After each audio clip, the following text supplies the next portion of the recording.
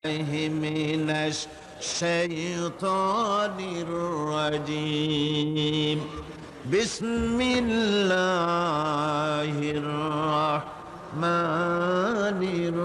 الرحيم বিতাড়িত মরদুদ শয়তানের ওয়াসওয়াসা থেকে আল্লাহর কাছে পানাহ চেয়ে নিচ্ছি। ولكن البر من آمن بالله واليوم الآخر والملائكة والكتاب والنبيين। প্রকৃতপক্ষে পুণ্যের কাজ হচ্ছে আল্লাহর প্রতি ঈমান আনা, কিতাব, আখিরাত, ফেরেশতা এবং নবীদের প্রতি ঈমান আনা। এটাই হলো প্রকৃতপক্ষের পুণ্যের এবং সৎ কাজের পূর্ব শর্ত। এটাই হলো আসল পুণ্যের কাজ, আসল সৎ কাজ। আল্লাহর প্রতি ঈমান, পূর্ব পশ্চিমে মুখ ঘুরানো, এটা একটি রূপক, এটা একটি উপমা, একটা দৃষ্টান্ত আল্লাহ দিয়েছেন।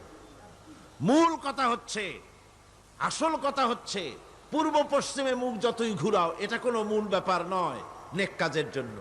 নেক কাজের মূল ব্যাপারটাই হলো আল্লাহর প্রতি ঈমান আনা। আর আল্লাহর প্রতি ঈমান আনার যে ব্যাপারটি, এ ব্যাপারে আমাদের মধ্যে তো কোনো, এইখানে যারা উপস্থিত আছি আমরা তো সবাই আল্লাহর প্রতি ঈমান এনেছি, কথা ঠিক কিনা গণ? আর ঈমানের মূল ভিত্তিটা কি? ভিত্তিটাই হলো, ফাউন্ডেশনটাই হলো লা ইলাহা ইল্লাল্লাহু মুহাম্মাদুর রাসূলুল্লাহ। জোরে সরে পড়েন, লা ইলাহা ইল্লাল্লাহ, লা ইলাহা ইল্লাল্লাহু মুহাম্মাদুর রাসূলুল্লাহ। এটাই হলো ঈমানের মূল ফাউন্ডেশন, মূল ভিত্তি। এখন ঈমানটা কি জিনিস? ঈমান আমনুন ধাতু থেকে, ধাতু থেকে নিষ্পন্ন হয়েছে। এর অর্থ হচ্ছে চরিত্রের মানসিক ভিত্তি, যেটাকে বলা হয় আরবিতে, যেটাকে বলা হয় ঈমান, বিশ্বাস, প্রত্যয়। কোরআন পৃথিবীর সমস্ত মানব মণ্ডলীকে দুই ভাগে বিভক্ত করেছে। একটা হচ্ছে ঈমান আনয়নকারী মুমিন, মুসলমান। আর এক শ্রেণী হচ্ছে ঈমানকে প্রত্যাখ্যানকারী মানুষ, যাদেরকে বলা হয় সরাসরি কাফের। এর ভিতরে যারা ঈমান এনেছে তারাই হলো পৃথিবীর শ্রেষ্ঠতম মানুষ। পৃথিবীর শ্রেষ্ঠ মানুষ কারা? আল্লাহ পাক কোরআন শরীফের মধ্যে বলছেন, ইন্নাল্লাযীনা আমানু ওয়া আমিলুস সালিহাতি উলাইকা হুম খায়রুল বারিয়া। আল্লাহ পাক বলেন, নিশ্চয়ই যারা ঈমান এনেছে আর আমলে সালেহ করেছে, নেক কাজ করেছে, তারাই হলো সৃষ্টির ভিতরে সবচাইতে ভালো মানুষ, শ্রেষ্ঠ মানুষ। যারা ঈমান এনেছে এবং আমলে সালেহ করেছে, তারাই হলো সৎ কাজ করেছে, এরাই হলো সবচাইতে শ্রেষ্ঠ মানুষ, ভালো মানুষ। এই ঈমান আবার দুই প্রকার। এই ঈমান কয় প্রকার? এক প্রকার হচ্ছে ধর্মীয় ধরনের ঈমান, আর এক প্রকার হচ্ছে পার্থিব ধরনের ঈমান। এখন ধর্মীয় ধরনের ঈমান যেটা, সেটা হলো আল্লাহ, পরকালে বিশ্বাস করা, পরকালে জবাবদেহিমূলক জীবন যাপন করা, নবীর জীবন আদর্শকে মেনে চলা, রিসালাতকে মেনে চলা, এগুলি হলো ধর্মীয় ধরনের ঈমান। আর পার্থিব ধরনের ঈমান হচ্ছে, এখানে না আছে আল্লাহ, না আছে পরকাল, না আছে কোনো কিতাব, না আছে কোনো ফেরেশতা, না আছে কোনো রসুল, না আছে চরিত্রের কোনো বালাই, না আছে এখানে কোনো কিছু। এখানে মৌলিক চরিত্র গঠনের শিক্ষা দীক্ষা এখানে কিছুই নাই। এখানে আছে দুনিয়া কা মজা লে লো, দুনিয়া তুমহারি হ্যায়, ইট ড্রিঙ্ক অ্যান্ড বি মেরি, খাও, পান করো আর ফুর্তি করো, ডু ফুর্তি নো চিন্তা। এই হলো পার্থিব ঈমানের নমুনা। এখন পার্থিব ঈমানে যারা ঈমানদার, তাদের ঈমানের চারটা ভাগ, তাদের মাবুদ হচ্ছে চারজন। পার্থিব ঈমান, এই ঈমানে যারা বিশ্বাসী, তাদের মাবুদ কয়জন? চারজন। তাদের প্রথম মাবুদ, এক নম্বরের মাবুদ হচ্ছে দেশ বা জাতি। এই দেশের জন্য, জাতির জন্য তারা প্রাণ দিতে পারে, তারা সব কিছু করতে পারে, তারা দেশের জন্য, জাতির জন্য ধন, মান, রক্ত সব দেওয়া পুণ্যের কাজ বলে মনে করে। কিন্তু ধর্মের জন্য কোনো কিছু করা এটা পিছিয়ে যাওয়া মনে করে, যে আমাদেরকে পিছিয়ে নিয়ে যাওয়া হচ্ছে, তথাকথিত মধ্যযুগের দিকে আমাদেরকে সরিয়ে নিয়ে যাওয়া হচ্ছে। দেশ এবং জাতি হলো তাদের কাছে প্রধান। তারা ধর্মকে বাদ দিয়ে জাতি গঠন করতে চায়। এজন্য বিশ্বকবি আল্লামা ইকবাল রহমতুল্লাহ আলাইহি বলেছেন, কম মজহব সে হ্যায় মজহব জু नहीं तुम भी नहीं, कौम मजहब से है मजहब जू नहीं तुम भी नहीं, जज्बे महम जू नहीं महफिल अंजुम भी नहीं। ধর্মেতে হয় জাতির গঠন, ধর্ম নাই তো তুমিও নাই, নাইকো যদি মাধ্যাকর্ষণ গ্রহ সূর্য ভূমিও নাই।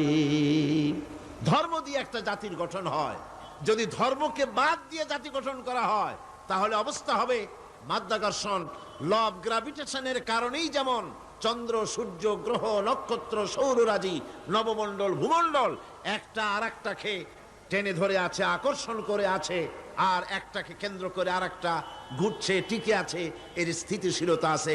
যেদিন এই মাধ্যাকর্ষণ শক্তি যদি না থাকে তাহলে গ্রহ, সূর্য, ভূমি যেমন থাকবে না, অনুরূপভাবে যে জাতি গঠন হয় ধর্ম বিবর্জিত ভাবে, সেই জাতি দুনিয়ার ভিতরে টিকে থাকতে পারে না। তারা লাঞ্ছিত হয়, তারা নিগৃহীত হয়, তারা নির্যাতিত হয়। আল্লামা ইকবাল আরো সুন্দর করে বলছেন, इन ताजा खुदाओं में बड़ा सबसे वो वतन है, इन ताजा खुदाओं में बड़ा सबसे वो वतन है, जो पिरहन इसका है वो मजहब का काफन है। এদের কাছে এই পার্থিব ইমানদার যারা, তাদের কাছে যে তাদের এই যে দেশ এবং জাতি, এই দেশ এবং জাতির জন্য স্বাদেশিকতার জন্য, কওমের জন্য যেটা তারা করে এটা ধর্মের জন্য কাফন হয়ে যায়। অর্থাৎ তারা যেভাবে দেশ এবং জাতির পূজা করে, এতে করে ধর্মকে কাফন পরিয়ে দেওয়া হয়। সেই জন্যে ধর্ম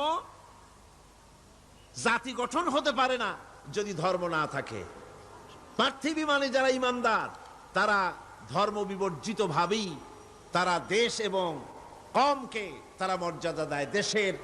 দেশের পানির ব্যাপারে, নদীর ব্যাপারে, গাছের ব্যাপারে, তরুলতার ব্যাপারে, সূর্যের ব্যাপারে অনেক গান রচনা করতে পারে। তাদের কবিতা শক্তি উচ্চারিত হতে থাকে, সুন্দর সুন্দর কবিতা সাহিত্য তারা লেখে। কিন্তু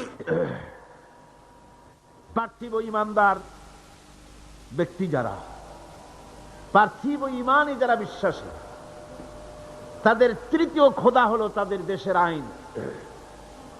এই আইনকে তৈরি করে তারা নিজেরা, একে পূজাও করে তারা নিজেরা, একে জোড়া তালি দিয়ে টিকেও রাখে তারা নিজেরা। এই আইন তারা নিজেরাই তৈরি করে আর জোড়া তালি দিয়ে বাঁচায় রাখার চেষ্টা করে। যেমন বাংলাদেশের সংবিধান, এটি একটি আইন। এই সংবিধান তৈরি হয়েছে 1900 কত সনে? বলেন 1900 কত সনে? 1972 সালে বাংলাদেশের সংবিধান তৈরি হলো।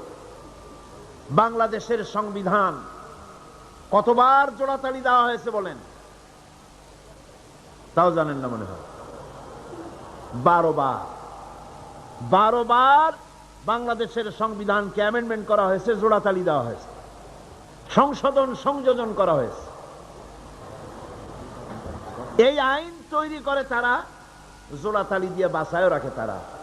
আমি বলে থাকি, যদি এই রেটে, এই রেশিও অনুযায়ী যদি জোড়াতালি দেওয়া চলতে থাকে, প্রতি 22 বছরে 12 বার অ্যামেন্ডমেন্ট করা হবে, তাহলে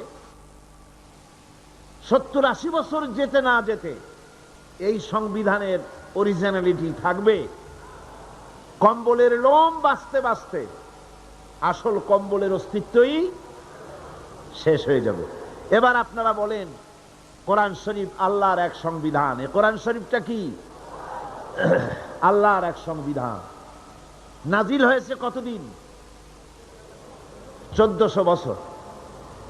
এই দীর্ঘ 1500 বছরের মতো পার হয়ে গেল। কোরআনে কারিমের ভিতরে জোড়াতালি দেওয়া, অ্যামেন্ডমেন্ট করার প্রয়োজনীয়তা দেখা দিয়েছে কতবার? আর যারা জবাব দিলেন না তাদের মনে বুঝি সন্দেহ আছে? কতবার হয়েছে? ভবিষ্যতে হওয়ার কোনো সম্ভাবনা আছে? নাই। কারণ এই সংবিধানটা আল্লাহর তৈরি। এটা কার তৈরি? আল্লাহ পাকের তৈরি। মানুষ যে সংবিধান তৈরি করে, যে আইন তৈরি করে, সেটা করে নিজস্ব জ্ঞান দিয়ে। আর মানুষের নিজস্ব জ্ঞান হচ্ছে সীমিত জ্ঞান। এ জ্ঞানে অতীত সে ভুলে যায়, ভবিষ্যৎ সে জানে না, বর্তমান সম্পর্কে সিদ্ধান্ত নিতে গিয়ে সে ভুল করে। কিন্তু আল্লাহ রাব্বুল আলামিন তিনি এমন এক সত্তা, যার কাছে অতীত কাল বলে কোনো কাল নাই, যার কাছে ভবিষ্যৎ কাল বলে কোনো কাল। আল্লাহর কাছে সবটা কাল কি? বলেন না, সবটা কাল কি? বর্তমান। সুতরাং বর্তমানের উপরে ভিত্তি করে যে আল্লাহ পাক আইনের কিতাব রচনা করেছেন, তার ভিতরে পরিবর্তনের প্রয়োজন কিয়ামতের এপাশে পরিবর্তন প্রয়োজন দেখা দিবে না। কোন আলহামদুলিল্লাহ। এই জন্যে কোরআন শরীফ বলছে, রাসূল করিম সাল্লাল্লাহু আলাইহি ওয়াসাল্লামের কাছে তারা বলতো, ইয়াকুলুনা হাল লানা মিনাল আমরি মিন শাই। তারা বলতো, হে নবী, আইন প্রণয়নের ব্যাপারে আমাদের কোনো অধিকার আছে কিনা, আমরা একটু অংশ নিতে পারি কিনা? আল্লাহ পাক জবাবে বললেন, কুল ইন্নাল আমরা কুল্লুহু লিল্লাহ। বলে দাও, আইন প্রণয়নের ব্যাপারে, হুকুম পরিচালনার ব্যাপারে সবটা এখতিয়ার কেবলমাত্র কার? জোরে সরে বলেন, কার? আল্লাহ পাকের। কারণ এই পৃথিবীতে মানুষের কাছে আইন তৈরি করার মতো একটা গুরুত্বপূর্ণ বিষয় মানুষের হাতে ছেড়ে দেওয়া যায় না। ওই মানুষের হাতে যারা স্বার্থপরতায় ভোগে, যাদের মন সংকীর্ণ, যারা সামান্য সামান্য জিনিস নিয়ে স্বার্থপরতায় ভোগে, তারা এত বড় কাজ করতে পারে না। যদি আইন তৈরি করার দায়িত্ব তাদের দেওয়া হয়, তাহলে সর্বপ্রথম তারা আইন তৈরি করবে নিজেদের ভাষার স্বার্থে, দলের স্বার্থে, দেশের স্বার্থে, অঞ্চলের স্বার্থে, তারপরে করবে অন্য মানুষের জন্য। দেখেন, পৃথিবীতে সবচাইতে এসেনশিয়াল জিনিসগুলো এই জন্য আল্লাহ পাক নিজের হাতে রেখে দিয়েছেন। যেমন পানি, অক্সিজেন, বাতাস, এগুলি আল্লাহ নিজের হাতে রেখেছে। কারণ মানুষ তো আল্লাহ সৃষ্টি করেছেন, আল্লাহ জানেন এদের দুর্বলতা কোথায়। এরা মোটে সুযোগ পায় না, সুযোগ একটু পেলেই বলে ভাতে মারবো, পানিতে মারবো। আর এদের হাতে যদি আইন তৈরি করার দায়িত্ব দিয়ে দেওয়া হয়, আর এই সব গুরুত্বপূর্ণ জিনিস যদি তাদের হাতে তুলে দেওয়া হয়, তাহলে ক্ষমতায় যেতে পারলে তারা বিরোধী দলকে বলবে, আমাদের দলে না আসা পর্যন্ত, আমাদের বশ্যতা স্বীকার না করা পর্যন্ত বাতাস দেব না, অক্সিজেন দেব না, পানি দেব না।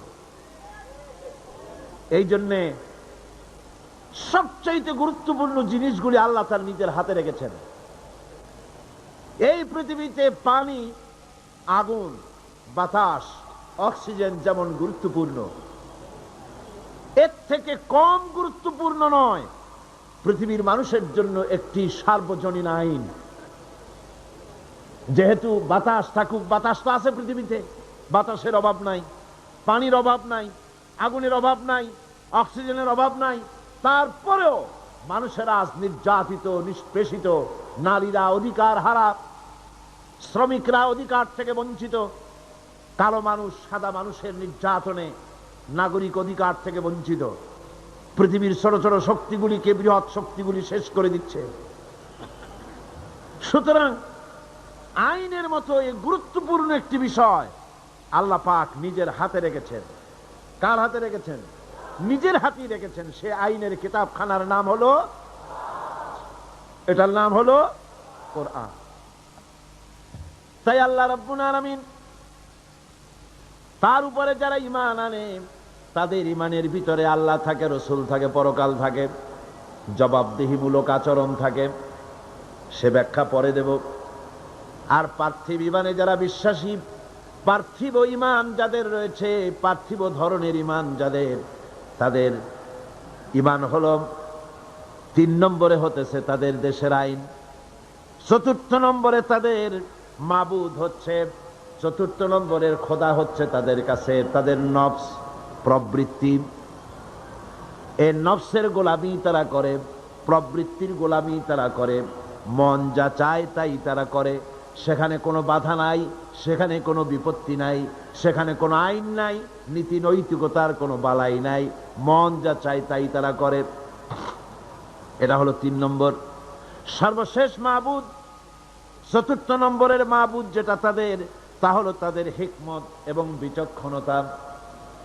এই হিকমত আর বিচক্ষণতা তাদের, এ দিয়ে তারা এখানে সামান্য কিছু, এই হিকমত দিয়ে, এই বিজ্ঞান দিয়ে, এই কলা কুশলতা দিয়ে, এই বিচক্ষণতা দিয়ে সামান্য কিছু তাদের কল্যাণ হলেও সার্বিকভাবে তাদের কোনো কল্যাণ বয়ে আসে না।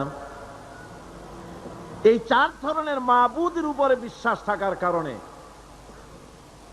তাদের নীতি নৈতিকতার সকল দরজা বন্ধ হয়ে যায়। তারা নিজের জ্ঞান, নিজের দেশ, নিজের আইন, নিজের জাতি এর উপরে বিশ্বাস থাকে বলে তাদের ঊর্ধ্বতন এমন কোন ক্ষমতা, এমন কোন ক্ষমতাবান কেউ নাই বলে তাদের বিশ্বাস, যার কাছে তাদের জীবনের কোনো কিছুর হিসাব দিতে হবে। এই জন্য জবাবদেহিমূলক জীবনযাপন তারা করে না। আর করে না বলেই সেখানে সন্ত্রাস, হানাহানি, জেনা, ব্যভিচার, সমকামিতা, শয়তানি, বদমাশি, লুটতরাজি, এমন কোনো কাজ নাই যা সেসব দেশে হয় না। এখন ঈমান এটা কোনো মৌখিক দাবির বিষয় নয়। ঈমান এনেছি এ কথা বললেই সারবে না। আল্লাহ রাব্বুল আলামিন কোরআনে কারীমের ভিতরে বলেছেন, ওয়া মিনান নাসি মান ইয়াকুলু আমান্না বিল্লাহি ওয়া বিল ইয়াউমিল আখির ওয়া মা হুম বিমুমিনিন। আল্লাহ রাব্বুল আলামিন বলেন, লোকেদের ভিতরে এমন বহু লোক আছে যারা বলে আল্লাহ এবং পরকালের উপরে বিশ্বাস স্থাপন করেছি। আল্লাহ বলেন, ওয়া মা হুম বিমুমিনিন, এরা মুমিন না। লক্ষ্য করুন, যেখানে আল্লাহ এবং পরকালে বিশ্বাস করা হলো মৌলিক বিষয় ঈমানের, আল্লাহ এবং পরকালকে বিশ্বাস করেছি এ কথা বলার পরে আল্লাহ পাক বলছেন ওয়া মা হুম বিমুমিনিন, এরা মুমিন না। কারণ কি? কারণ হচ্ছে এগুলি হচ্ছে তাদের মৌখিক দাবি। এই মৌখিক দাবির উপরে ভিত্তি করে ঈমান হয় না। পরিপূর্ণ ঈমান হচ্ছে যে আল্লাহর উপরে বিশ্বাস করা হচ্ছে, সেই আল্লাহর আইনকে, আল্লাহর হুকুম এবং আহকামকে জীবনের সকল ক্ষেত্রে মেনে চলাই হচ্ছে পরিপূর্ণ ঈমান। আর এই ঈমান যারা আনে তারাই হয় সেই ঈমানদার লোকেরাই পৃথিবীর মধ্যে সবচাইতে মর্যাদা সম্পন্ন। আর তাদের মর্যাদা সম্পর্কে আল্লাহ পাক কোরআন শরীফে বলছেন, যারা ঈমান আনে দুনিয়াও তাদের মর্যাদা হবে, আখিরাতেও মর্যাদা হবে। আল্লাহ রাব্বুল আলামিন বলেন, জাযাউহুম ইনদা রাব্বিহিম জান্নাতু আদনিন তাজরি মিন তাহতিহাল আনহার খালিদিনা ফিহা আবাদান। আল্লাহ পাক বলছেন, যারা নাকি ঈমান আনবি আমার উপরে আর আমলে সালেহ করবে, নেক কাজ করবে, তাদের জন্য পুরস্কার হলো সবুজ শ্যামল এমন জান্নাত আমি তাদের জন্য রেখেছি, যার নিচের থেকে শতত নহর প্রবাহিত। আর এই জান্নাতের ভিতরে তারা থাকবে, তারা সেখানে বসবাস করবে। রাদিয়াল্লাহু আনহুম ওয়া রাদু আনহু, আল্লাহ পাক তাদের উপরে সন্তুষ্ট যারা ঈমান এনেছে, যারা ঈমানের উপরে থেকেছে তাদের উপরে আল্লাহ সন্তুষ্ট, আর তারাও আল্লাহ রাব্বুল আলামিনের উপরে সন্তুষ্ট। যালিকা লিমান খাশিয়া রাব্বাহ, আর এটা এই জন্যে যে তারা তাদের প্রভুকে ভয় করে চলেছে, তারা তাদের আল্লাহকে, তাদের রবকে ভয় করে জীবন যাপন করেছে। এই জন্য আল্লাহ রাব্বুল আলামিন কিয়ামতের দিন তাদেরকে পুরস্কৃত করবেন। ঈমান মুমিন ব্যক্তির শ্রেষ্ঠ অবলম্বন, ঈমান মুমিন ব্যক্তির শ্রেষ্ঠ অবলম্বন। আল্লাহ পাক কোরআনে কারিমে বলেন, ফামান ইয়াকফুর বিত্তাগুতি ওয়া ইউমিন বিল্লাহি ফাকাদ ইসতামসাকা বিল উরওয়াতিল উসকা লা ইনফিসামা লাহা ওয়াল্লাহু সামিউন আলিম। আল্লাহ পাক বলেন, যে ব্যক্তি ফামান ইয়াকফুর বিত্তাগুত, তাগুতকে যারা অস্বীকার করেছে, আর আমি আল্লাহর প্রতি যারা ঈমান এনেছে, তারা এমন এক অবলম্বন ধারণ করেছে যা কখনো তাদেরকে বিচ্ছিন্ন করবে না, ধ্বংস করে দিবে না। তাদেরকে কথাটা হলো, তাগুতকে প্রথমে অস্বীকার করা লাগবে। আল্লাহর উপরে ঈমান আনার আগে তাগুতকে অস্বীকার করতে হবে। আর তাগুত হচ্ছে সেই শক্তি, যে শক্তি শুধু নিজেই আল্লাহর আইন অমান্য করে না, বরং অন্যদেরকেও আল্লাহর আইন অমান্য করতে বাধ্য করে, তারাই হলো তাগুত। তা আমাদের অবস্থাটা কি? আমরা তাগুতের সাথে কম্প্রোমাইজ করে চলছি, আর আল্লাহর উপরেও ঈমান আনার কথা বলছি। কথা ঠিক কিনা বলেন? একদিকে আল্লাহর উপর ঈমান আনার কথা বলছি, আর একদিকে তাগুতের সাথে কম্প্রোমাইজ করছি। আল্লাহ বিরোধী আইন কানুন পৃথিবীতে যা আছে সেগুলিকে আমরা সমর্থন করে চলছি, আমরা বিরোধিতা করছি না। ফলে এই দুটি জিনিস একত্রিত হলে ঈমানের দাবি সঠিক হলো না। ঈমানের দাবি হলো এই, তাগুতকে অস্বীকার করতে হবে আর আল্লাহর প্রতি ঈমান আনতে হবে পরিপূর্ণভাবে। তাহলে আল্লাহ পাক বলেন, এমন কোনো জিনিস নাই যে তাকে ধ্বংস করে দিতে পারে, তাকে ক্ষতিগ্রস্ত করতে পারে। ঈমান ছাড়া সকল নেক আমল নষ্ট হয়ে যাবে। মানুষের নেক আমল, প্রত্যেক মানুষ কিছু না কিছু ভালো কাজ করে। ঈমান যদি না থাকে তাহলে এই ভালো কাজের কোনো মূল্য নাই। কোরআনে কারিমে রব্বুল আলামিন বলেন, কুল হাল নুনাব্বিউকুম বিল আখসারিনা আমালা আল্লাযীনা যাল্লা সা'য়ুহুম ফিল হায়াতিদ দুনিয়া ওয়া হুম ইয়াহসাবুনা আন্নাহুম ইউহসিনুনা সুনআ। আল্লাহ পাক বলেন, নবী আপনি বলুন, আমি কি তোমাদেরকে বলবো না এই কথা যে আমলের দিক থেকে সবচাইতে ব্যর্থ কোন ব্যক্তি, আমলের দিক থেকে ব্যর্থ ক্ষতিগ্রস্ত কোন ব্যক্তি, তা কি বলবো না? সেটা হলো এই দুনিয়ার চেষ্টা সাধনায় যারা সঠিক পথে চলার কথা মনে করে, যারা ভ্রান্ত পথে চলেছে আর মনে করেছে এটাই আমরা ভালো কাজ করতেছে ফাসাদের কাজ, আর মনে মনে ভাবতেছে আমরা দেশ গড়ার কাজ করতেছি। যেমন পার্বত্য চট্টগ্রামে শান্তি বাহিনী নাম ওই বাহিনী যারা মানুষ মারে, সমানে মানুষ জবাহ করে, বাড়িতে আগুন লাগায়, মানুষগুলিকে শান্তিতে বসবাস করতে দেয় না। এদের নাম হয়েছে কি? শান্তি বাহিনী। খেরাত কা নাম রাখ দিয়া জুনুন আর জুনুন কা নাম খেরাত। পাগলপনার নাম বুদ্ধিপনা, আর বুদ্ধিপনার নাম হলো পাগলপনা। কানার নাম পদ্মলোচন। এই কথাই এখানে প্রযোজ্য। নিজেরা কাজ করে তারা মনে করে যে আমরা এটা সমাজের জন্য, দেশের জন্য ভালো কাজ করতেছি।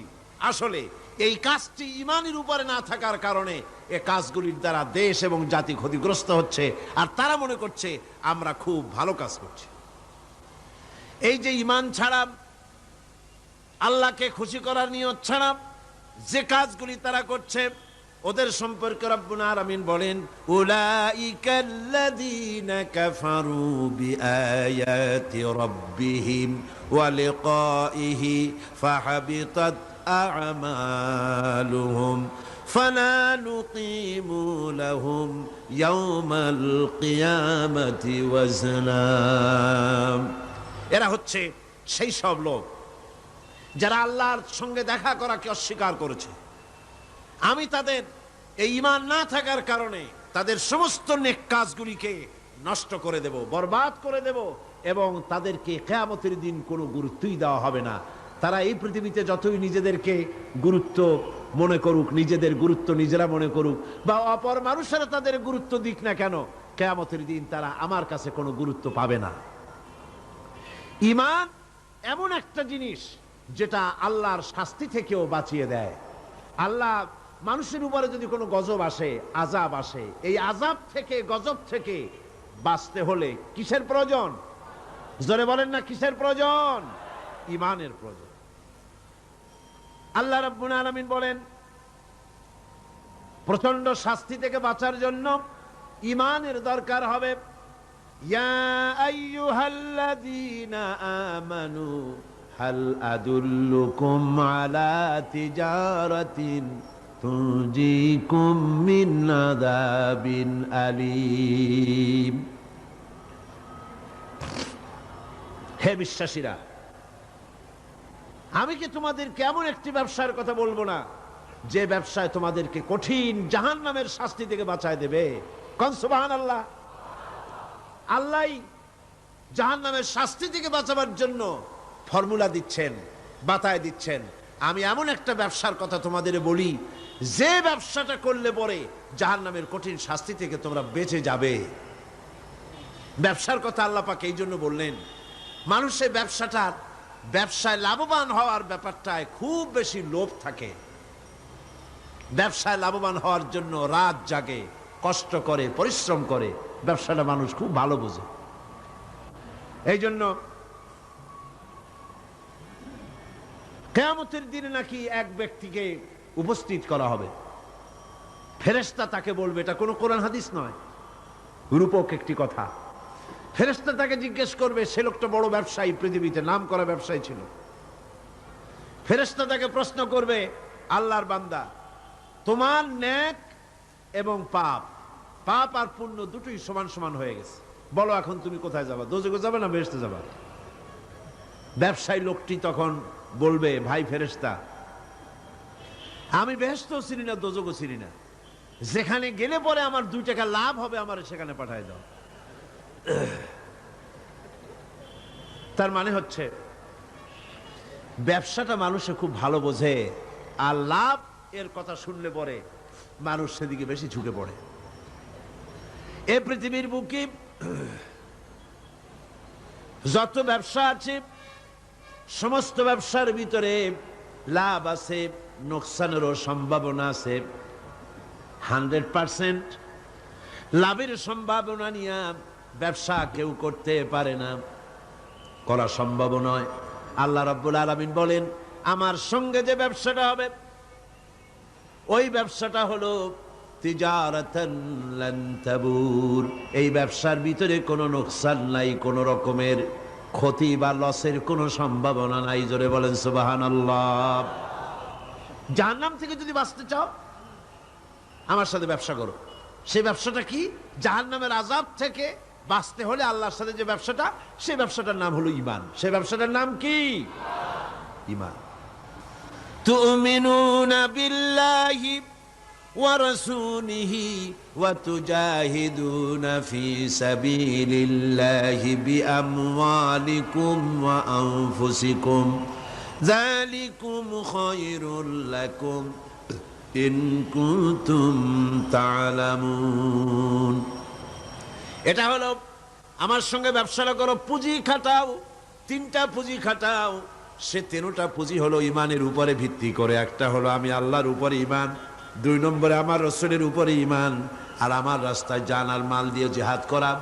এই ঈমানের পুঁজি যদি খাটাতে পারো, জাহান্নামের কঠিন শাস্তি থেকে আমি আল্লাহ বাঁচায় দেব।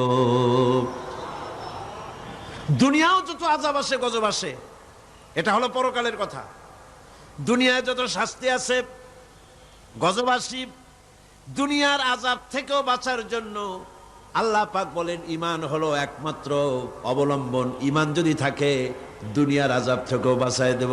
ওয়ালাম্মা জাআ আমরুনা নাজ্জাইনা হুদান ওয়াল্লাযীনা আমানু মাআহু বিরহমাতিম মিন্না ওয়ানাজ্জাইনাহুম মিন আযাবিন গালিয। আল্লাহ পাক বলেন, যখন আমার আযাবের ফয়সালা হয়ে গেল, চূড়ান্ত রূপে আযাবের ফয়সালা হয়ে গেল কওমে হুদের উপরে, আমি তখন হুদকে এবং তার উপরে যারা ঈমান এনেছিল, আমার উপরে যারা ঈমান এনেছিল, ঈমানদারদেরকে হুদের সঙ্গে আমি বাঁচাইয়া দিলাম, আমার গজব থেকে তাদেরকে রক্ষা করলাম। সুতরাং ঈমান হলো আসল জিনিস, সে আসল জিনিসের সাথে আমাদের সম্পর্ক খুবই কম। ঈমান হচ্ছে পৃথিবীর শান্তি এবং সমৃদ্ধির চাবিকাঠি। খাল কাটা অভিযানের মাধ্যমে সমৃদ্ধির চাবিকাঠি নয়। পৃথিবীতে আপনি তুঁত গাছ বেশি করে লাগাইয়া বেশি রকমের উৎপাদনমুখী অনেকগুলি কাজ করলেন, কিন্তু আপনার কাছে ঈমান নাই, আপনি পৃথিবীর ভিতরে শান্তি এবং সমৃদ্ধি লাভ করতে পারবেন না। আজ আমেরিকার মতো দেশ, যার প্রযুক্তির অভাব নাই, টেকনোলজির অভাব নাই, বিজ্ঞানের অভাব নাই, সব কিছু যার রয়েছে, সেই আমেরিকাও এখন অর্থনৈতিক সংকটে পড়ে গিয়েছে। এই অর্থনৈতিক সংকট থেকে বাঁচবার জন্য বেচারা, ওদের তো বুদ্ধি কম না, বুদ্ধি খুব ভালো।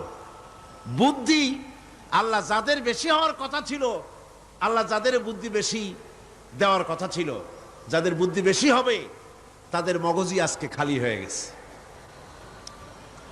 আমেরিকা তার অর্থনৈতিক সংকটের কারণে বিশাল মাথা ভারী সৈন্য, এই এত সৈন্য পুষবে কি করে? কষ্ট হয়ে গেছে, মুসিবত হয়ে গেছে এই বিরাট সেনাবাহিনী তার জন্য। কি চালাক, কি বুদ্ধি তার! সে বুদ্ধি করে সাদ্দামকে বলে দিল, তোমার কিছু সংখ্যক সৈন্য কুয়েতের বর্ডার দিয়ে একটু মার্চ করায় আনো, যুদ্ধ টুদ্ধের দরকার নাই, খালি একটা মার্চ করায় নিয়ে আসো। সাদ্দাম তার 60,000 সৈন্য কুয়েতের বর্ডার দিয়ে মার্চ করায় নিয়ে আসলো। কুয়েত তো শীত, মার্চ দেখেই তার অবস্থা কাহিল। আমেরিকা বলল, কোনো ভয় নাই, এ সাদ্দাম ভারী দুষ্ট, তোমারে শেষ করবে, আমি আসতেছি, আমি থাকতে তোমার ভরসা কি? মানে এই ভয় কি? সাহায্য চাওয়ার আগেই 2 লক্ষ সৈন্য পাঠিয়ে দিল কুয়েতে। এই 2 লক্ষ সৈন্য, সাদ্দাম তো শুধু মার্চ করে, তার সৈন্য ব্যারাকে পাঠিয়ে দিয়েছে। 2 লক্ষ সৈন্য কুয়েতের বুকে আজ অবস্থান করছে। এই 2 লক্ষ সেনাবাহিনীকে খাওয়া পরা, তাদের বেতন, তাদের চিকিৎসা, তাদের সামরিক মহড়া, সব খরচ বহন করতে হবে কুয়েতকে এবং সৌদি আরবিয়াকে। দেখেন অবস্থা। তাহলে বোঝা গেল, ঘটনাটা বাইদি ভাই আমি বললাম, মূল আমি যেটা বলতে চেয়েছি যে জমিন থাকলেই, প্রযুক্তি থাকলেই সমৃদ্ধি আসে না। সমৃদ্ধির জন্য, স্বস্তির জন্য, স্থিতিশীলতার জন্য, সবকিছুর জন্য প্রয়োজন হচ্ছে ঈমান। সবকিছুর জন্য প্রয়োজন কি? ঈমান। ঈমানটা এলেই, জমিনটা তো আল্লাহর, জমিনটা কার?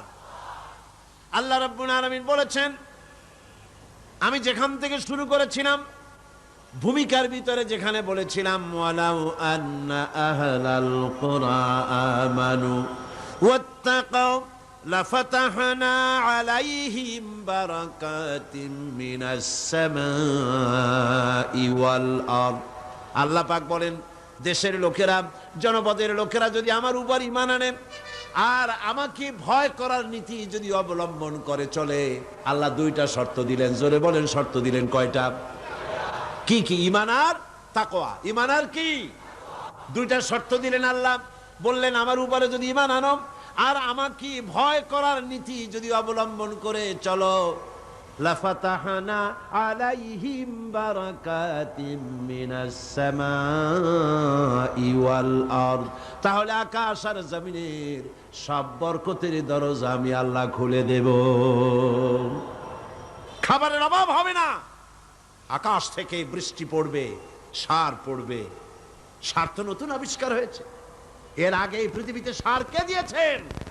আল্লাহ রাব্বুল আলামিন দিয়েছেন, এখনো দিচ্ছেন। পৃথিবীর মাটিতে আমি এই মাটির বরকতের সব দরজা খুলে দেব। আমাদের দেশে কোনো জিনিসের অভাব নাই। ভোলায় গেছিলাম, ভোলা বরিশাল, গ্রেটার বরিশাল, এর মধ্যে ভোলা এখন একটা জেলা। সেখানে শুনলাম তেলের কূপের সন্ধান পাওয়া গেছে, কিন্তু তেল উঠাইতে পারতেছে না। তেল আমাদের দেশেও আছে, আমাদের দেশেও তেল আছে, কোন আলহামদুলিল্লাহ। অনেক সম্পদ আছে। আল্লাহ পাক বলছেন, আমার উপরে যদি ঈমান আনো আর আমাকে ভয় করার নীতি যদি অবলম্বন করো, মাটির তলার তেল সবটুকুন বের করে দেব। আর যদি আমার উপর ঈমান না আনো, আমাকে যদি ভয় না করো, বরং আমাকেই যদি বৃদ্ধাঙ্গুষ্টি প্রদর্শন করে চলো, মাটির তেল উঠবে না, তোমাদের তেল বের করে ছাড়বো। এবার আমি বলবো, প্রত্যেকটি জিনিসের বিপরীত আর একটা জিনিস থাকে, থাকে না? থাকে কি না? যেমন রাতের বিপরীতে দিন, আকাশের বিপরীতে জমিন, অমাবস্যার বিপরীতে পূর্ণিমা, ভালোর বিপরীতে মন্দ, সত্যের বিপরীতে মিথ্যা, আবার সুন্নতের বিপরীতে বেদাত, তাওহীদের বিপরীতে শিরক। অনুরূপভাবে এই পৃথিবীতে ঈমানের বিপরীত আর একটা শব্দ আছে, যার নাম হলো কুফর। কাফেরের বন্ধু হলো, কাফেরদের বন্ধু হচ্ছে তাগুত। কাফেরের বন্ধু কারা? আল্লাহ পাক বলেন, ওয়াল্লাযীনা কাফারু আউলিয়াউহুমুত তাগুত ইউখরিজুনাহুম মিনান নূরি ইলাজ যুলুমাত। কাফেরদের বন্ধু হলো, কাফেরদের অভিভাবক, কাফেরদের নেতা, তারা হলো তাগুত। আর তাগুত হলো নিজেও আল্লাহর আইন মানে না, অন্যদেরকেও আল্লাহর আইন মানতে দেওয়ার, মানার সব পথ রুদ্ধ করে দেয়। ওর নাম হলো তাগুত। আল্লাহ বলেন কাফেরদের বন্ধু হলো তাগুত। এই তাগুতেরা কাফেরদেরকে ইউখরিজুনাহুম মিনান নূরে ইলাজ যুলুমাত, এই আলো থেকে এদেরকে অন্ধকারের ভিতরে নিয়ে যায়। তাগুতেরা, তাগুত শক্তি কাফেরদেরকে আলো থেকে কোথায় নিয়ে যায়? অন্ধকারের ভিতরে নিয়ে যায়। আলো হচ্ছে ইসলাম। আলো কি? ইসলাম। আর অন্ধকার কি? মানুষের তৈরি করা মতবাদ। তাই এরা বলতে থাকে, পৃথিবীর এই সব মানুষেরা, এরা বলতে থাকে যে দেখো, ইসলাম হচ্ছে বহুত পুরানা জিনিস, এটার মধ্যে তেমন কিছু নাই। আসল হচ্ছে মুক্ত বুদ্ধি, মুক্তি চেতনা, মুক্ত চেতনা, মুক্ত বুদ্ধি, এগুলোর দিকেই মানুষকে তারা আকর্ষণ করে। নাস্তিক্যবাদের দিকে শয়তানের এই চেলারা নাস্তিক্যবাদের দিকে মানুষকে ঠেলে দিয়ে দেয়। নাউযুবিল্লাহি মিন যালিক। তারা মানুষকে জ্ঞানের নামে অন্ধকারের দিকে ঢুকিয়ে দেয়। তাদের কাছে যে জ্ঞান আছে, আমাদের দেশে যত বুদ্ধিজীবী আছে, আমি পাইকারি হারে সমস্ত বুদ্ধিজীবীদেরকে খারাপ বলি না। বুদ্ধিজীবী মাত্রই খারাপ নয়। যে সমস্ত বুদ্ধি কন্ট্রোল হয় ওহির জ্ঞান দিয়ে, সেই সব বুদ্ধিজীবীরা ভালো বুদ্ধিজীবী। আর যে সব বুদ্ধিজীবীরা ওহির জ্ঞানকে অস্বীকার করে নিজস্ব মন মস্তিষ্ক প্রচিত জ্ঞান দিয়ে মানুষকে জ্ঞান বিতরণ করতে চায়, ওরাই হলো তাগুতি শক্তি, ওরাই হচ্ছে নাস্তিক, ওরাই হচ্ছে মুরতাদ, যারা আল্লাহর জ্ঞানকে, ওহির জ্ঞানকে অস্বীকার করে মুক্তি বুদ্ধি চর্চার নামে যারা মানুষের সামনে প্রচার করে নিজেদের মতবাদ। সৃষ্টি স্রষ্টাকে তৈরি করেছে, মানুষেরা বুদ্ধি করে চিন্তা ভাবনা করে একটা স্রষ্টা বানায়েছে। আসলে স্রষ্টা বলতে কেউ নাই, জোরে কর নাউযুবিল্লাহ। এরা নিজেদেরকে খুব বুদ্ধির ঢেকি মনে করে এক একজন। যেমন আবুল হেকাম মনে করত আবু জাহেলের নাম ওহী আসার আগে ওর নাম কি ছিল? আবুল হেকাম। আবুল হেকাম মানে বুদ্ধির বাপ। কিন্তু ওহির জ্ঞান যখন এসে গেল পৃথিবীতে, তখন ওর নাম হলো কি? আবু জাহেল, মানে কি? মূর্খের পিতা। আজ যারা বুদ্ধিজীবীর নামে, মুক্ত বুদ্ধি চর্চার নামে ইসলামের বিরুদ্ধে কথা বলছে, ইসলামের বিরুদ্ধে কথা বলতে পারাটাই যেন প্রগতিশীলতার একটা প্রমাণ। আল্লাহরে গালি দেওয়া, রসুলকে গালি দেওয়া, পৃথিবীতে এরকম আর কোথাও আছে বলে আমার মনে হয় না, বাংলাদেশে যেরকম আছে। হিন্দু লেখক, হিন্দু সাহিত্যিক, তারাও তাদের ভগবানকে, তাদের দেবতাদেরকে তারা তাদের সাহিত্যে গালি দিয়েছে, এমন সাহিত্য আমার সামনে পড়ে নাই। আপনারা দেখছেন কিনা আমি জানি না। খ্রিস্টানেরা তাদের গডকে, তাদের যিশুকে গালি দিয়ে তাদের সাহিত্যিক কবিরা কোন কবিতা সাহিত্য লিখেছে বলে আমার জানা নাই। কিন্তু এই সব মুসলমান নামের কুলাঙ্গার, মুসলমান নামের অযোগ্য, বুদ্ধিজীবী নামের কলঙ্ক, নর্দমার কীট জাতীয় এই সব লোকেরা আল্লাহকে অস্বীকার করেছে। বন্ধুগণ, দৃষ্টান্ত দিতে গিয়ে আমি এসব বুদ্ধিজীবীর দৃষ্টান্ত দিতে গিয়ে মৌলানা রুমের সেই ঘটনাটা আমি শ্রোতাদেরকে শোনাই, যে গাধার একটা পদচিহ্নের ভিতরে গাধা হেঁটে যাচ্ছিল রাস্তা দিয়া, নরম মাটিতে পায়ের চিহ্ন পড়ে গেছে, গর্ত হয়েছে, সেই গর্তের ভিতরে গাধা পেশাব করেছে, গর্তটা পরিপূর্ণ হয়ে গেছে গাধার পেশাবে। পিঁপড়া একটা যাচ্ছিল কোথাও, সে হাঁটতে হাঁটতে গাধার পেশাবের মধ্যে পড়ে গিয়েছে, সামান্য বাতাসে পানিটা নড়তেছিল। পিঁপড়া তখন নাকি বলতেছে যে ভূগোলের পাতায় পড়েছিলাম সেই পাঠশালার জীবনে, পৃথিবীতে নাকি আটলান্টিক নামক একটা মহাসাগর আছে, শেষ পর্যন্ত আমি সেই আটলান্টিক মহাসাগরেই পড়ে গেলাম। এই উত্তাল ঢেউ অতিক্রম করে কেমনে আমি কিনারায় যাব? কোত্থেকে যেন একটা শুকনা তেঁতুলের পাতা এসে পড়েছে গাদার পেশাবের ভিতরে। পিঁপড়া বহু কষ্ট করে ওই পাতার উপরে উঠে বসেছে। পাতাটি ঢেউয়ের তালে তালে সামনের দিকে এগিয়ে যাচ্ছে। পিঁপড়া এখন খুব দাম্ভিকতার সাথে, অহংকারীর সাথে পিঁপড়া বলছে, ইতিহাসের পাতায় পড়েছিলাম পৃথিবীতে নাকি টাইটানিক নামক বিরাট এক জাহাজের অস্তিত্ব ছিল। শেষ পর্যন্ত ভাগ্যের জোরে আমি সেই টাইটানিকের নাবিক হয়ে বসলাম। কি সাংঘাতিক! আমি আজ টাইটানিকের গর্বিত নাবিক, আর এই আটলান্টিকের উত্তাল ঢেউ পাড়ি দিয়ে চলছে আমি আমেরিকা আবিষ্কারের জন্য।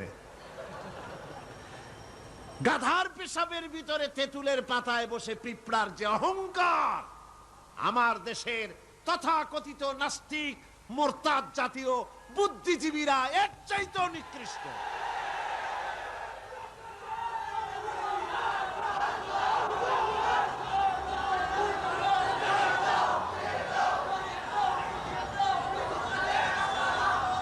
এবার আল্লাহর ভাষায় শুনুন, পৃথিবীর শ্রেষ্ঠ মানুষ কারা তাও আল্লাহর ভাষায় শুনেছেন। এবার আল্লাহর ভাষায় শুনুন, এই পৃথিবীতে নিকৃষ্ট মানুষ কারা। আল্লাহ পাক বলেন, ইন্না শাররাদ দাওয়াবি ইনদাল্লাহিল্লাযীনা কাফারু ফাহুম লা ইউমিনুন। আল্লাহ পাক বলেন, এই পৃথিবীর বুকে বিচরণশীল জীবদের মধ্যে সবচাইতে নিকৃষ্ট প্রাণী বা জীব হচ্ছে তারা যারা নাকি ঈমান আনে নাই। যারা ঈমান আনে নাই তারাই হলো, অর্থাৎ যারা নাস্তিক, যারা মুরতাদ, তারা হলো পৃথিবীর, যারা কাফের তারা হচ্ছে পৃথিবীর সবচাইতে নিকৃষ্ট প্রাণী। এই পৃথিবীতে বিচরণশীল জীব প্রাণী যত আছে আল্লাহর দৃষ্টিতে নিকৃষ্ট হচ্ছে কারা? নাস্তিক এবং মুরতাদ। এদের জন্য শাস্তি আল্লাহ রাব্বুল আলামিন বলেন, কাফির দুনিয়া এবং আখিরাতের উভয় জায়গায় শাস্তি তারা পাবে, কোন জায়গায় তাদের শান্তি হবে না। ফাআম্মাল্লাযীনা কাফারু ফাউআযযিবুহুম আযাবান শাদীদান ফিদ দুনিয়া ওয়াল আখিরাহ ওয়া মা লাহুম মিন নাসিরিন। যারা নাকি কুফরি করেছে, আমাকে অস্বীকার করেছে, আমার আইনকে অবজ্ঞা করেছে, অস্বীকার করেছে, তাদেরকে দুনিয়া এবং আখিরাতে আমি লাঞ্ছিত করব এবং তারা কোনো সাহায্যকারী পাবে না। কাফের হচ্ছে, নাস্তিক এবং মুরতাদরা হচ্ছে চতুষ্পদ জানোয়ারের মতো নির্বোধ। এরা নিজেদেরকে বুদ্ধিমান বলে দাবি করে, কিন্তু আল্লাহর কথায় এরা হচ্ছে নির্বোধ চতুষ্পদ জানোয়ারের মতো। কিসের মতো বলুন? জানোয়ারের মতো। আল্লাহ পাক বলছেন, আল্লাহ পাক বলেন ওয়ামাসালুল লাযীনা কাফারু কামাসালিল্লাযী ইয়ানঈকু বিমা লা ইয়াসমাউ ইল্লা দুআআ ওয়া নিদাআ সুম্মুন বুকুমুন উমিয়ুন ফাহুম লা ইয়াকিলুন। আল্লাহ পাক বলেন কাফেরদের দৃষ্টান্ত হচ্ছে এরকম, রাখাল যেমন তার জানোয়ারকে ডাকে। আপনাদের দেশে আছে না রাখাল গরুকে ডাকে, এই গরু এদিকে আয়, বলে না? এদিকে আয়, অথবা ডাইনে যাবার সামনে যা। গরু থেকে বোঝে যে এদিকে আয় মানে আমারে ডাকতেছে, ওদিকে যা মানে আমারে সরে যেতে বলতেছে। এগুলো বোঝে? বোঝে না। আল্লাহ পাক বলেন রাখাল যেমন চতুষ্পদ জানোয়ারকে ডাকে, জানোয়ার শুধু একটা আওয়াজ শোনে মাত্র, কিন্তু রাখাল কি বলে তা সে বুঝতে পারে না, শুধু একটা আওয়াজ শোনে। ও তো হলো বধির, ও হলো অন্ধ, ও হলো বোবা। অনুরূপ ভাবে যারা কাফের তারাও কোরআনের কথা শোনে, হক তারা দেখে, হকের আওয়াজ তারা শোনে, কিন্তু ওই চতুষ্পদ জানোয়ারের মতো একটা আওয়াজ শোনে, কি বলে তা তারা বোঝে না। অন্তর থাকতে, বিবেক থাকতে তারা হককে বোঝে না, চোখ থাকতে হককে দেখে না, কান থাকতে হকের কথা তাদের কানের মধ্যে ঢুকে মনের গহীনে বুঝে, মনের গহীনে পৌঁছে সেটার অনুসরণ তারা বোঝে না, চিন্তাও করে না। এদের অবস্থা হলো উলাইকা কাল আনআম, এরা হলো চতুষ্পদ জানোয়ারের মতো। আল্লাহ পাক বলেন শুধু জানোয়ার বললে হয় না, বালহুম আদাল, বরং জানোয়ারের চাইতেও নিকৃষ্ট। যারা নাকি কাফের, যারা নাস্তিক, যারা মুরতাদ, তারা জানোয়ারের চাইতেও নিকৃষ্ট, চতুষ্পদ জন্তুর চাইতেও খারাপ। কাফের নাস্তিক মুরতাদদের সারা জীবনের সাধনা নিষ্ফল। কোরআন বলছে, ভালো করে শোনেন, কোরআন বলছে যারা কাফের, ঈমান যারা আনে নাই, যারা নাস্তিক, যারা মুরতাদ, তাদের সারা জীবনের সমস্ত সাধনা সব কি? ব্যর্থ, নিষ্ফল। আল্লাহ পাক বলেন ওয়াল্লাযীনা কাফারু আ'মালুহুম কাসারাবিন বিকিআতিন ইয়াহসাবুহুল যামআনু মা হাত্তা ইযা জাআহু লাম ইয়াজিদহু শাইআ। আল্লাহ পাক বলেন কাফেরদের আমল হলো এরকম, যারা নাকি আমাকে অস্বীকার করেছে তাদের আমল, তাদের কাজগুলি অবস্থা এমন যেমন মরুভূমির ভিতরে মরুচারীরা পথ চলতে গিয়ে দূরে দেখতে পায় পানি আছে, মনে করে পানি মনে করে তার কাছে যায়। যখন কাছে চলে গেল, যারে পানি মনে করেছিল, হাত্তা ইযা জাআহু লাম ইয়াজিদহু শাইআ, যাকে পানি মনে করেছিল কাছে গিয়ে দেখলো কিছুই পেল না, পানি নাই। আছেন এরকম? মরীচিকা বোঝেন? এই যে চৈত্র মাস, বৈশাখ মাসের যখন প্রচন্ড রোদ হয়, তখন পিচ ঢালা রাস্তার উপরে দেখবেন দূরের থেকে মনে হবে যেন পানি চিকচিক করছে। আসলে কি পানি? না। মরুভূমির উপরে পথ চলতে গিয়ে ওইরকম দেখা যায়, বিরাট জলাশয়, মনে হবে অনেক পানি আছে ওখানে। যখন কাছে যায়, কাছে গিয়ে প্রাণান্ত হয় ওখানে গিয়ে পানিটা পান করার জন্য। আল্লাহ বলেন কাছে যখন যায়, হাত্তা ইযা জাআহু লাম ইয়াজিদহু শাইআ, কাছে গিয়ে তখন কিছুই পায় না। এইভাবে মরীচিকার বেত মরীচিকা দেখে মরুচারীরা যেমন পানির জন্য ছুটে যায়, পানি পায় না, প্রাণান্ত হয়ে যায়, কাফির বেঈমান নাস্তিক মুরতাদরা তাদের সমস্ত জীবনের আমলগুলি এভাবে নিষ্ফল, কোনো দাম নাই, কোনো মূল্য নাই। তারা নিজেদের তৈরি করা মতবাদকে শান্তি আছে বলে মনে করে, শেষ পর্যন্ত দেখে কিছুই নাই। যেমন কমিউনিজম ৭২ বছর ধরে পৃথিবীকে কিছুই দিতে পারে নাই, জ্বালা দিয়েছে, যন্ত্রণা দিয়েছে, কষ্ট দিয়েছে, হতাশা দিয়েছে, ক্ষুধা দিয়েছে, দারিদ্র দিয়েছে, নির্যাতন করেছে, নিষ্পেষণ করেছে, এর জন্য ভালো কিছুই করতে পারে নাই। বলেন পেরেছে নাকি? কি বলেন পেরেছে? সুতরাং এভাবে করি, ওরা মনে করে ভালো, আসলে তো ভালো না। আসল ভালো তো আল্লাহ রাব্বুল আলামিন যেটা বান্দার জন্য করেন, এর থেকে ভালো আর কিছু হতে পারে না। কি বলেন, পারে? পারে না। সুতরাং আজকে মূল ব্যাপারটা হলো এই যে নাস্তিক এবং মুরতাদ সবচাইতে পৃথিবীর কপাল পোড়া। এরা সব বিশ্বাস করে কিন্তু আল্লাহর বিশ্বাস করে না। কন্যা উজবিল্লাহ। আমি বুঝি না যে এদের মাথায় কি ঘিলু আছে কি নাই। একটা মাইক দেখলে, এই যে বিরাট মাইকগুলি আমার সামনে, অনেকগুলি মাইক আমার সামনে আছে, দেখলে কি মনে হয়? যেটা এমনি এমনি হয়েছে? বলেন আপনারা, কি মনে হবে? এমনি এমনি হয়েছে? এই বিশাল প্যান্ডেল দেখলে কি মনে হয়? যে কয়েকজন আলেম এখানে বসে কি একটা দোয়া দুরুদ পড়ে ফু দিছে আর অমনি প্যান্ডেলটা হয়ে গেছে? এই যে আলোয় ঝলমলে বিশাল মাহফিল, কি মনে হয় যে কেউ ফু দিল আর অমনি হয়ে গেল? এই ছোট্ট ঘড়িটা দেখলে কি মনে হয়? এমনি এমনি হয়েছে? ছোট্ট একটি ঘড়ি দেখলে মনে হয় কেউ বানিয়েছে। টেবিল দেখলে মনে হয় কেউ বানিয়েছে। মাইক দেখলে মনে হয় কেউ বানিয়েছে। এতটুকুন একটা প্যান্ডেল দেখলে মনে হয় কেউ বানিয়েছে। কিন্তু দুর্ভাগ্যের বিষয়, তথাকথিত বুদ্ধিজীবী আর এই নাস্তিক মুরতাদগুলি এমনই কপাল পোড়া, ওই বিশাল আকাশ দেখার পরে মনের ভিতরে তারা এটা বোঝে না যে এর পেছনে একজন স্রষ্টা আছে, যার নাম আল্লাহ রাব্বুল আলামিন। তারা বলে আকাশের স্রষ্টা নাই, জমিনের স্রষ্টা নাই, মানুষের স্রষ্টা নাই, সব নাকি এমনি এমনি হয়েছে। জোরে কোন নাউজুবিল্লাহ। এই চিন্তার সংকীর্ণতা, এই জন্য কাফেরদের কোন জায়গায় তাদের জীবনের সমস্ত আমালগুলি বরবাদ হয়ে যাবে। আর কুফরি অবস্থায় তারা যদি তওবা না করে, কাফেরেরা, মুরতাদরা, নাস্তিকরা তওবা করে যদি ঈমানের পথে ফিরে না আসে, তাহলে তাদের মৃত্যুর পর তাদের উপরে লানত সকলের, আল্লাহ, ফেরেশতা, সকলের লানত। আল্লাহ পাক বলেন, ইন্নাল্লাযীনা কাফারু ওয়া মাতু ওয়া হুম কুফফারুন উলাইকা আলাইহিম লা'নাতুল্লাহি ওয়াল মালাইকাতি ওয়ান নাসি আজমাইন।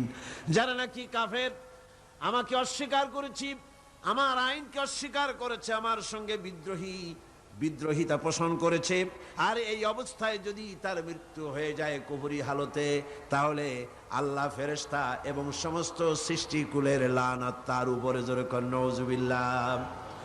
এরপরে মৃত্যুর পর কাফির নাস্তিকেরা যখন চলে যাবে জাহান্নামের ভিতরে, যখন যাবে, সেখানেও তাদের কোনো চিৎকারে কাজ হবে না, সাহায্যকারী মিলবে না। দুনিয়াও অশান্তি, আখিরাতেও অশান্তি, শান্তি কোথাও মিলবে না। জাহান্নামের ভিতরে তো অবস্থাটা এমন হবে, লা ইয়ামুতু ফিহা ওয়ালা ইয়াহইয়া, সেখানে তারা বাঁচবেও না মরবেও না, এমন এক দুরবস্থার মধ্যে তারা কাটাবে। সেখানে বসে তারা ওয়াহুম ইয়াস্তারিখুনা ফিহা রব্বানা আখরিজনা না'মাল সালিহান গায়রাল্লাযী কুন্না না'মাল। সেই জাহান্নামের ভিতরে বসে তারা চিৎকার করবে আর বলবে, রব্বুল আলামিন, মেহেরবানি করে আমাদের কি আর একবার জমিনে পাঠায় দাও। এইবার যদি পৃথিবীতে ফিরে যেতে পারি, ভালো ভালো কাজ করব, অন্যায় কাজ আর করব না, সুবিশাব হয়ে যাব, নামাজ পড়ব, দিনদার হব, ইমানদার হব। আল্লাহ বলবেন, আওয়ালাম নুআম্মিরুকুম, আমি কি হায়াত দিয়েছিলাম না? করলে তার ভিতরে বহুত কিছুই করতে পারতে, আর তোমাদের কাছে সতর্ককারীও এসেছিল, তা তোমরা মানো নাই, ঈমান আনো নাই। আজকে চিৎকার মেরে কোনো কাজ হবে না। ফাযুকু ফামা লিয-যালিমিনা মিন নাসীর। এই পাপের শাস্তি এখন ভোগ করতে থাকো, তোমাদের জন্য কোনো সাহায্যকারী তোমরা পাবে না, কোনো সাহায্যকারী পাবে না। জাহান্নামের আগুনই একমাত্র তোমাদের স্থান। জোরে কর নাউজুবিল্লাহ, জোরে বলেন নাউজুবিল্লাহ। কাফেররা দৃশ্যত যদি কোনো ভালো কাজ করেও, তা কখনো মুমিনদের কাজের সমান হবে না। কারণ সুবহানাল্লাহ, কাফেররা ভালো কাজ করে না? করে কি না? করে। কিছু তো ভালো কাজ করে, অনেক ভালো কাজ করে। ভালো কাজ মানে কি? মানুষের কল্যাণের জন্য, জীবের কল্যাণের জন্য অনেক ভালো কাজ কাফেরেরাও করে, কিন্তু কাফেরদের ভালো কাজ কখনো মুমিনের ভালো কাজের সমান হবে না। আল্লাহ রাব্বুল আলামিন বলেন, আজআলতুম সিকায়াতাল হাজ্জ ওয়া ইমারাতাল মাসজিদিল হারামি কামান আমানা বিল্লাহি ওয়াল ইয়াউমিল আখির ওয়া জাহাদা ফি লিল্লাহি লা ইয়াস্তাউনা ইনদাল্লাহ। আল্লাহ পাক বলেন, হাজীদের পানি পান করায়াম আর মসজিদে হারামের খেদমত করে তোমরা কি তাদের সমান হতে চাও যারা নাকি আমার উপর ঈমান এনেছে, পরকালকে বিশ্বাস করেছে আর আমার রাস্তায় জিহাদ করেছে? এই উভয় দল সমান আমার কাছে সমান হতে পারে না। লা ইয়াস্তাউনা ইনদাল্লাহ, আমার কাছে এরা সমান নয়। হাজীদের পানি পান করানো কাফেরেরা পান করাতো আর মসজিদে হারামের খেদমত করত, এই দিয়ে তাদের মনের মধ্যে একটা ফখর ছিল যে আমরাও তো মুসলমানের চাইতে ভালো কাজ কম করি না, আমরা হাজীদের পানি পান করাই, হাজীদের পানি পান করাই, তারপরে মসজিদে হারামের খেদমত করি, কম তো কিছু করি না।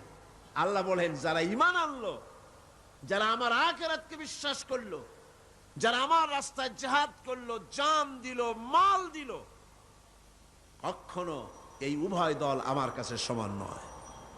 আল্লাযীনা আমানু ওয়া হাজারু ওয়া জাহাদু ফি সাবিলিল্লাহি বিআমওয়ালিহিম ওয়া আনফুসিহিম আ'যামু দারাজাতান ইনদাল্লাহ ওয়া উলাইকা হুমুল ফাইজুন।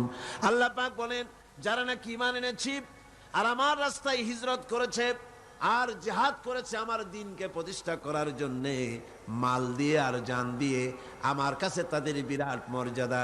আর ওরাই হলো কামিয়াব, ওরাই হলো সফল কাম, কিয়ামতের দিন তারাই সফল হবে। জোরে বলেন সুবহানাল্লাহ।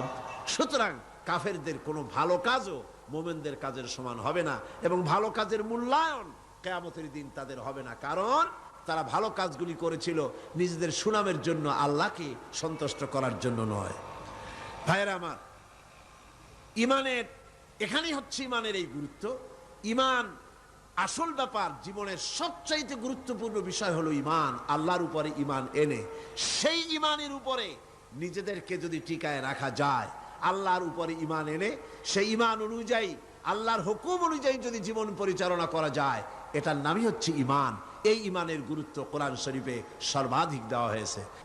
অনুরূপভাবে ইসলামের 16 আনাটা মানতে হবে, আপোষ রফা করতে হবে, আল্লাহর হুকুমের সামনে মস্তককে অবনত করে দিতে হবে। আল্লাহ যা বলেছেন প্রশ্নাতীত ভাবে, বিনা প্রশ্নে, নির্দ্বিধায় আল্লাহর হুকুমের সামনে আইন মেনে নেওয়াটাই হলো মুমিনের কাজ। এর দৃষ্টান্ত আমাদের জাতির পিতা হযরতে ইব্রাহিম আলাইহিস সালাম। হযরত ইব্রাহিম আলাইহিস সালামকে আল্লাহ রাব্বুল আলামিন বলেছেন, ইয ক্বালা লাহু রাব্বুহু আসলিম ক্বালা আসলামতু লিরাব্বিল আলামিন।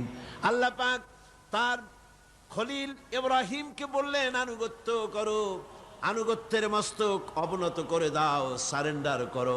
ইব্রাহিম আলাইহিস সালাম কোনো প্রশ্ন তোলেন নাই, কোন ব্যাপারে সারেন্ডার করব। আল্লাহ যখনই বলেছেন মাথা নত করো, সারেন্ডার করো, আত্মসমর্পণ করো, কোন রকমের প্রশ্ন ছাড়াই আমাদের জাতির পিতা হযরত ইব্রাহিম আলাইহিস সালাম ঘোষণা করে দিলেন, আসলামতু লিরাব্বিল আলামিন। আপনারাও পড়েন, আসলামতু লিরাব্বিল আলামিন। সারেন্ডার্ড হয়ে গেলাম, আত্মসমর্পিত হয়ে গেলাম আকাশ এবং জমিনের মালিকের সামনে। এটাই হলো ঈমানের দাবি। এটা কিসের দাবি? ঈমানের দাবি। আল্লাহ যা বলবেন সেটার সামনে মাথা নত করে দেওয়া, এটাই হলো ঈমানের পরিচয়। আজকে ঈমানের পরিচয়ের উপরই আমি কথা বলতেছিলাম। এই ঈমানের পরীক্ষা আল্লাহ রাব্বুল আলামিন ইব্রাহিম আলাইহিস সালামকে দিয়ে যে পরীক্ষা নিয়েছিলেন, গোটা পৃথিবীর মানুষকে তা শিক্ষা দেওয়ার জন্যই এই পরীক্ষা আল্লাহ দিয়েছিলেন। আল্লাহ পাক তাকে অর্ডার করলেন বিবি বাল বাচ্চাকে মরুভূমিতে ছেড়ে আসতে। হযরত ইব্রাহিম আপত্তি করেন নাই, মেনে নিয়েছিলেন। মরুভূমির ভিতরে বিবি বাল বাচ্চাকে ছেড়ে আসতেন, যেখানে খাবার নাই, পরার নাই। যেখানে গাছ নাই, পালা নাই, বাড়ি নাই, ঘর নাই, সেখানে ফেলে দিয়ে আসলেন। আবার এই ছেলে যখন বড় হলো, আল্লাহ রাব্বুল আলামিন অর্ডার করলেন ছেলেকে জবাই করে দাও।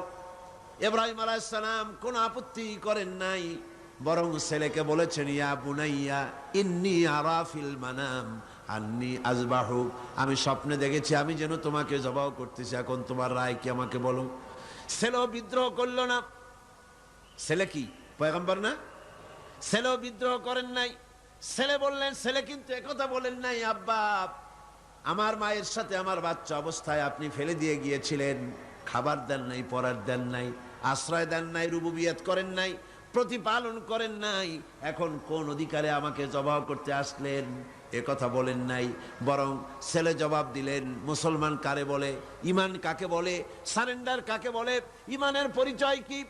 তার দৃষ্টান্ত হচ্ছে ইসমাঈল আলাইহিস সালাম ঘোষণা করে দিলেন, ইয়া আবাতি ফাআল মা তু'মারু সাতাজিদুনি ইনশাআল্লাহু মিনাস সাবিরিন। হে আমার পিতা, আপনি যা আদিষ্ট হয়েছেন আপনি তা পালন করুন, আমি আমার মাথা নত করে দিলাম। আপনি আপনার হুকুম, আল্লাহ যে হুকুম করেছেন হুকুম পালন করেন, আমাকে ধৈর্যধারীদের মধ্যে আপনি পেয়ে যাবেন। ভাইরা আমার, আল্লাহ রাব্বুল আলামিন বলেন, ফালাম্মা আসলামা ওয়া তাল্লাহু লিল জাবিন, দুইজন আত্মসমর্পিত হয়ে গেল। বাবার হাতে ছুরি, ছেলেকে কাজ করেছে, জবাই করবে। আর আল্লাহ রাব্বুল আলামিন, তার তো ইচ্ছা নাই ছেলে জবাই হোক, আল্লাহর ইচ্ছা হলো গোটা দুনিয়ার মানুষ ইমানের ট্রেনিং পেয়ে যাক। গোটা পৃথিবীর মানুষ মোমেন কারে বলে, সারেন্ডার কারে বলে, মুসলমান কারে বলে, তার দৃষ্টান্ত শিখুক। দৃষ্টান্ত সেট হয়ে গেল। আল্লাহ পাক ইব্রাহিমকে ডেকে বললেন, ওয়ানাদাইনাহু আইয়া ইব্রাহিম قد صدقت الرؤيا إنا كذلك نجزي المحسنين। ইব্রাহিম, তুমি তোমার স্বপ্নকে বাস্তবে রূপ দিয়েছো, আর আমি এভাবেই মুহসিন ব্যক্তিদেরকে পুরস্কৃত করে থাকি।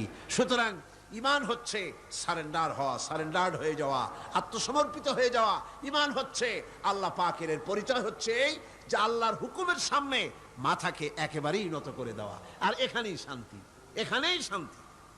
আল্লাহ পাক কোরআনে কারিমে বলেন, আফাগায়রা দীনিল্লাহি ইয়াবগুন ওয়ালাহু আসলামা মান ফিস সামাওয়াতি ওয়াল আরদি তাওআন ওয়া কারহা। তোমরা কি আমার দেওয়া জীবন ব্যবস্থা ছেড়ে দিয়ে মানুষের তৈরি করা কোনো মতবাদ গ্রহণ করতে চাও? ওয়ালাহু আসলামা মান ফিস সামাওয়াতি ওয়াল আরদ, অথচ আকাশে যা আছে, জমিনে যা আছে, সব আনুগত্যের মস্তক আমার সামনে অবনত করে দিয়েছে। কোন সুবহানাল্লাহ, জোরে কোন সুবহানাল্লাহ। আর আনুগত্যের মস্তক তারা অবনত করে দিয়েছে বলে সংঘর্ষ নাই, মারামারি নাই। অত বড় চাঁদ, অত বড় বিরাট সূর্য, গ্রহ, নক্ষত্র, সৌররাজি, নবমণ্ডল, ভূমণ্ডল, কোনো মারামারি নেই। আছে মারামারি? এই পৃথিবীতে কত প্রাণী আছে, জঙ্গল ভরা প্রাণী, সমুদ্র ভরা প্রাণী, মাঠ ভরা প্রাণী, পাহাড় ভরা প্রাণী। কোন প্রাণী খাদ্যাভাবে মিছিল করেছে কখনো? বাংলাদেশ সরকারের কাছে দাবি করেছে যে আমাদের সন্তান জন্মের মতো হচ্ছে, আমাদের খাদ্য খুব কমে গেছে, কিছু পরিবার পরিকল্পনার যন্ত্রপাতি আমাদের জঙ্গলে পাঠিয়ে দাও। বলেছে কেউ? কেউ বলে নাই। কারণ ওখানে শান্তিতে ভরা, ওখানে ওরা সবাই আল্লাহর উপরে, আল্লাহর আইন মেনে চলছে, আল্লাহর হুকুম মেনে চলছে। সুতরাং মোমেন ব্যক্তির কাজই হচ্ছে আল্লাহর সামনে সারেন্ডার্ড হয়ে যাওয়া। ঈমানের এটাই হচ্ছে পরিচয়। আল্লাহ রাব্বুল আলামিন বলেন, কুল ইন্না সালাতি ওয়া নুসুকি ওয়া মাহইয়ায়া ওয়া মামাতি লিল্লাহি রাব্বিল আলামিন। পড়েন সবাই, ইন্না সালাতি ওয়া নুসুকি ওয়া মাহইয়ায়া ওয়া মামাতি লিল্লাহি রাব্বিল আলামিন। এটাই হলো মুমিনের কথা, এটাই হলো ঈমানের পরিচয়। মুমিন বলবে, নিশ্চয়ই আমার নামাজ, আমার কোরবানি, আমার হায়াত, আমার মত সব কিছু আল্লাহ রাব্বুল আলামিনের জন্য। বাঁচবো আল্লাহর জন্য, নামাজ পড়বো আল্লাহর জন্য, যাকাত দিব আল্লাহর জন্য, চাঁদা দিব আল্লাহর জন্য, নির্বাচন করবো আল্লাহর জন্য, ভোট দিব আল্লাহর জন্য, বক্তৃতা করব আল্লাহর জন্য, পৃথিবীতে বেঁচে থাকবো আল্লাহর জন্য, জীবন দেব আল্লাহর জন্য, আমার বাঁচা মরা সব কার জন্য? চিল্লায় বলেন, আরো জোরে চিল্লায় বলেন, কার জন্যে? আর এইভাবে যদি আল্লাহর জন্য জান মাল সব কিছু আমাদের কোরবানি করতে বলাই হয়েছে, কারণ ইন্নাল্লাহ আশতারা মিনাল মুমিনিনা আনফুসাহুম ওয়া আমওয়ালাহুম বিআন্না লাহুমুল জান্নাহ। আল্লাহ পাক বলেন, আমি আমার মুমিনের জান এবং মালকে সবটা আমি খরিদ করে নিয়েছি, বিনিময় মুমিনকে আমার জান্নাত দান করেছি। জোরে বলেন সুবহানাল্লাহ। বিনিময় তাদের জন্য বেহেশত। সুতরাং ইমানের, আজকে আমি ইমানের পরিচয় বললাম, কালকে ইমানের বাকি অধ্যায় আপনাদের সামনে আলোচনা করব ইনশাআল্লাহ। মোনাজাতের জন্য দাঁড়ানো ভাইরা বসেন, যত লোক দাঁড়িয়ে আছেন সব বসেন। আল্লাহুম্মা আমিন। রব্বানা যালামনা আনফুসানা ওয়া ইন লাম তাগফির লানা ওয়া তারহামনা লানাকুনান্না মিনাল খাসিরিন। আয় আল্লাহ তাআলা, বিশাল এই তাফসীরুল কোরআন মাহফিল, দীর্ঘক্ষণ ধরে আমরা তোমার দ্বীনের কথা, কোরআনের কথা আলোচনা করেছি। মেহেরবানি করে সওয়াবটুকুন জনাবে মুহাম্মদুর রাসূলুল্লাহ সাল্লাল্লাহু আলাইহি ওয়াসাল্লামের রূহ মুবারকে পৌঁছে দাও। আয় আল্লাহ তাআলা, আমাদের মধ্য থেকে আমাদের মা বাপ যাদের দুনিয়া থেকে বিদায় হয়ে গেছে, কবরগুলিকে কোরআনের বরকতে জান্নাতের টুকরায় পরিণত করে দাও। রব্বির হামহুমা কামা রব্বায়ানি সগীরা। পড়েন সবাই, রব্বির হামহুমা কামা রব্বায়ানি সগীরা। যত মানুষ এ মাহফিলে আসে, প্রত্যেকের বাড়ি ঘর তুমি হেফাজত করো, যাতায়াতের পথ আসান করে দিও, কোরআনের হেদায়েত আমাদের সকলের নসিব করে দিও। আয় আল্লাহ, রাখখানা দোয়া করি, রব্বুল আলামিন, এই বাংলাদেশ কি তুমি দয়া করে মেহেরবানি করে গৃহযুদ্ধের হাত থেকে বাঁচাইয়া দিও। রব্বুল আলামিন, আর্মি শাসন থেকে, ভারতীয়, আমেরিকার, দেশি বিদেশি সব রকমের ষড়যন্ত্র, আধিপত্যবাদ, সাম্রাজ্যবাদী সব রকমের খপ্পড় থেকে এই দেশকে তুমি হেফাজত করে দিও। রব্বুল আলামিন, এই মাহফিলকে কিয়ামত পর্যন্ত তুমি কবুল করে নাও। রব্বানা তাকাব্বাল মিন্না ইন্নাকা আনতাস সামিউল আলিম ওয়া তুব আলাইনা ইন্নাকা আনতাত তাওয়াবুর রহিম। সুবহান রাব্বিকা রাব্বিল ইজ্জাতি আম্মা ইয়াসিফুন ওয়া সালামুন আলাল মুরসালিন আলহামদুলিল্লাহি রাব্বিল আলামিন। ওয়াজআল আখিরা কালিমাতিনা ইনদাল মাউত লা ইলাহা ইল্লাল্লাহু মুহাম্মাদুর রাসূলুল্লাহ।